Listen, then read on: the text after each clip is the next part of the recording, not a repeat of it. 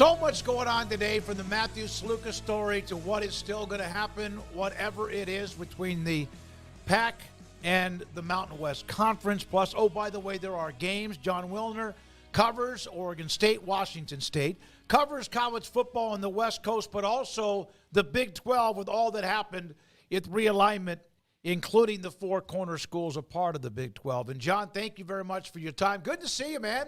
Thanks for having me. I thought you'd have a vineyard behind you somewhere or something like that. Nope. Oh, okay. Now, Craig Smoke, Paul Catalina. I'm David Smoke. Let's start with Realignment. And you had your pillars of realignment, and now we have this lawsuit. In your opinion, what's going on? You're kind of tied in out there. What's going on, and what do you think is actually the right thing to do here? Well, what's going on is that the Pac-12 filed a complaint yesterday against the Mountain West over what is referred to as the poaching penalty. Right? The Pac-12 and Mountain West made a scheduling agreement last year, and the Mountain West included in that a poaching penalty. Whereas if the Pac-12 took a Mountain West school in a realignment move, it would owe the Mountain West $10 million. And it was basically an escalator clause, to the point that now that the Pac-12 has taken 5 Mountain West schools, it owes the Mountain West $55 million. Now, that is not the exit fees that the schools have to pay to their conference. That is what the Pac-12 owes the Mountain West. Pac-12 thinks that this is a violation of antitrust and has taken the Mountain West to court. I think they probably are just going to try to hammer it out for settlement, drag it out, billable hours, and get it from 55 million down to, I don't know what, half that. But that's basically what's going on the legal front. Big picture is these conferences are now at odds because everybody in realignment acts out of self-interest. And yeah, that was one of my pillars, right? Everybody acts out of self-interest. Nobody is to blame. Everybody is to blame. And billable hours are the overall number one seed in realignment. That has been the case since, Penn State went into the Big Ten 30-something years ago. It's the same story played out over and over, just different conference names and different schools. John, what prevents the two conference? What prevented them from just merging in the first place? Great question. I don't know. No. I don't know. They said that they couldn't figure it out, that there were too many, the details were too difficult. I get the sense that there was the Pac-12 schools, Washington State and Oregon State, and the top tier of the Mountain West, they didn't want to subsidize the bottom tier of the Mountain West, right? I mean, Fresno, San Diego, Boise, Colorado State, those schools all have above average valuation in the Mountain West media deal. And if you take all the schools, it's kind of lowering your value. But that's the case. College football is built on subsidies, right? The top 15 or 20 schools subsidize the rest of the Power Four. The Power Four subsidizes the FBS. The FBS subsidizes Division I, and Division I subsidizes Division II and Division III. It's a pyramid of subsidy in college sports. And, you could just pick various instances where it's playing out. And this is one of them. The top Mountain West schools left because they thought they'd get more money joining with Washington State and Oregon State and leaving the other schools behind. John, when they first started to make their moves last week, it was very interesting. Boise joins and they get that whole contingent, and now we've had this back and forth. But how many questions have you had to answer about Cal and Stanford in the last few days and their availability to be a part of this sooner rather than later? Well, that came up a ton when the Pac-12 initially announced that it was adding the 4 Mountain West schools. And I think that was about September 12th. It was 2 weeks ago, essentially. There was a lot of questions. Oh, does this mean Stanford and Cal could come back? Does this mean Stanford and Cal want to come back to a reconstituted Pac-12? And the bottom line is they don't want to come back, and they can't because they're under contract with the ACC through 2036. Now, if something happens to the ACC and it blows up and the grant of rights contract becomes void, then sure, Cal and Stanford would be legally untethered from the ACC, and they could come back if they wanted. I think if the ACC blows up, that Cal and Stanford are going to try like hell to get in the Big Ten, because it makes a lot more sense for them to be in the same conference with USC, UCLA, Oregon, and Washington than it does to be in the same conference with the ACC schools. I mean, that was always the case, but Fox wasn't willing to pay for Cal and Stanford to join the Big Ten last year. So, in the end, what's going to happen here? USAF, the Air Force Academy, obviously UNLV, which is now another part of the story today with their quarterback, et cetera. In your opinion, what is going to happen? Is the Mountain West going to be able to keep their core enough to keep it together, or do you feel like the Pac-12 wins out here? If I were to guess, and I don't know for sure, I think UNLV will end up going to the Pac-12, and that announcement will come at some point in the next 48, 72 hours. And the Mountain West is going to be in big trouble at that point. I think it makes a lot of sense for Air Force to join the American, at least in football, where it would get paired with Army and Navy, right? It's tough to do that for your Olympic sports. They'd have to find another home. I think the Mountain West is in big trouble. And I don't think that any of the top FCS schools are going to make the jump, partly because now, the NCAA implemented that, I think it's $5 million to move from the FCS to FBS. So I think the Mountain West is in big trouble. Pac-12 adds UNLV to get to 8, which is what you need to have, right, for certification. And then I think the Pac-12 is going to try like hell to get Gonzaga and kind of focus on getting some basketball schools as well. So it might end up being 10 schools for basketball and 8 for football, something like that. John, do you think that who are the other Mountain West schools that they would want, and are there any Mountain West schools that they would not want? Yeah, there's a lot that they don't want because they lower the valuation.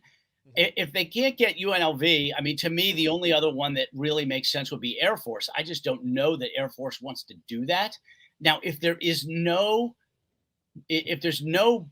Mountain West there because they don't have 8 schools, maybe Air Force would think about it, but they don't want anybody else, really. I think the best move at that point, frankly, would be to get Texas State. I think there's a lot of potential for Texas State at the G5 level. For the Pac-12 to have a school in Texas, I think would be a big deal. But I don't know where they're going to go. If they can't get UNLV and they can't get Air Force, I'm not quite sure what they're going to do because I don't really think they want to add any of the other Mountain West schools. Obviously, this is all a result of the last couple of years of realignment. We've seen the four corner schools now start to make their way and begin their Big 12 lives, and Colorado could not have had a bigger splash than last weekend. Utah's become the most annoying fan base in the Big 12, John, especially because they keep winning. And the Arizona schools, it's been up and down for them, although I think there's a lot of promise with Arizona State right now. What have been your early impressions on the four corners in the Big 12? About what I thought, I figured Utah was going to be the best team in the conference. And for them to go to Stillwater and win that game without Cam Rising and just a dominant defense, that's Utah football, right? And if Rising can get healthy and stay healthy, which is two gigantic ifs, to me, they are the team to beat. They always have been the team to beat. ASU is better. I don't know that they're very good, but they are certainly better. I think some of that early fanfare, diminished a little bit because Mississippi State is just terrible. Arizona, I was disappointed how they played at K-State, to be honest. I thought that would be a closer game. But the school that I'm most impressed with is not even technically a member of the Four Corners that moved last year. It's BYU. I mean, can anybody stop BYU? You tell me. I guess we'll see this week, John. Yeah. They roll into Wake Up. Look, the last time they were here, they lost. They had Puka Nacua then. But this. I don't know if there's a better traveling fan base in America than BYU. Like, they're going to come in here and make you feel like you're not at your own home stadium. They will. Absolutely. They've got a lot of fans. They travel well from Provo, but they also have fans everywhere. Mm-hmm. And this is a really good team, and I'm surprised so far. Their defense is phenomenal. And if the quarterback, Jake Retzlaff, does not make mistakes, he can be loose with the ball. If he doesn't make mistakes, they're going to be tough for everybody. I don't know that they are worthy of, contending all the way through November, but they certainly are a lot better than I expected.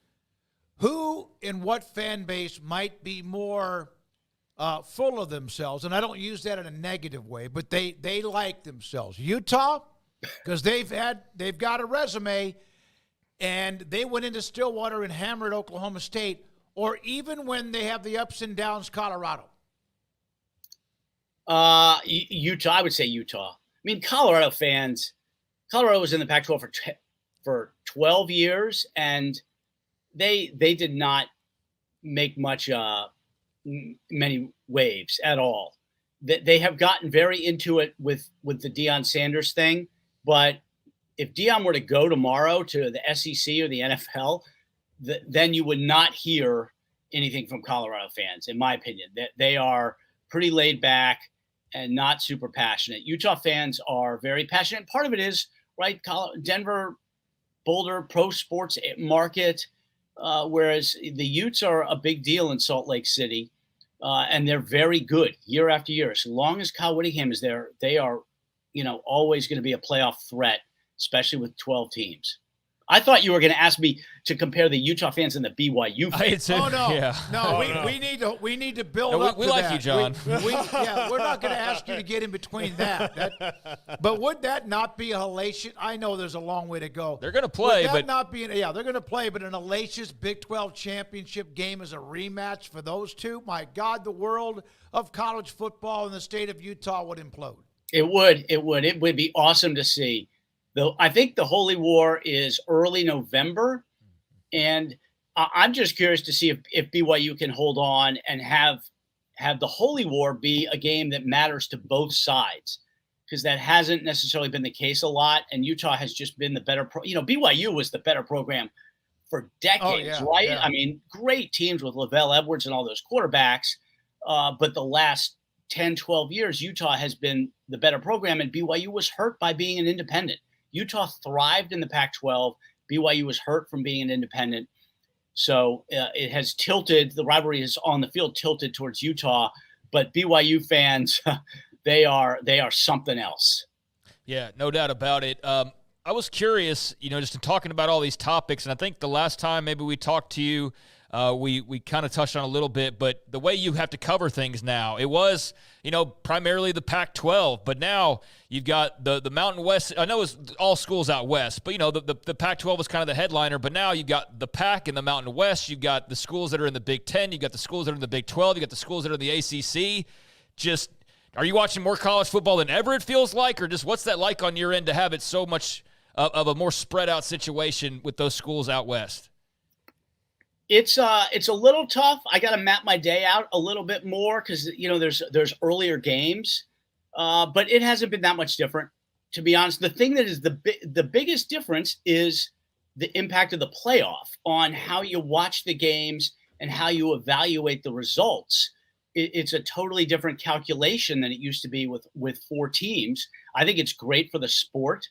To me, that has actually been a bigger difference for me personally than the realignment of the schools is the impact of the playoff on the results. It's a backdrop to everything in almost every game now. John, we appreciate you, man. Great to get your knowledge whenever we can as we've merged with whatever the conferences are and whatever they're about to be too, and you give us that insight out in the West, but also what you're doing with the Big 12 and everything else. We appreciate your time. The Wilner Hotline, Jon Wilner with us on 365 Sports. Appreciate him jumping on with us.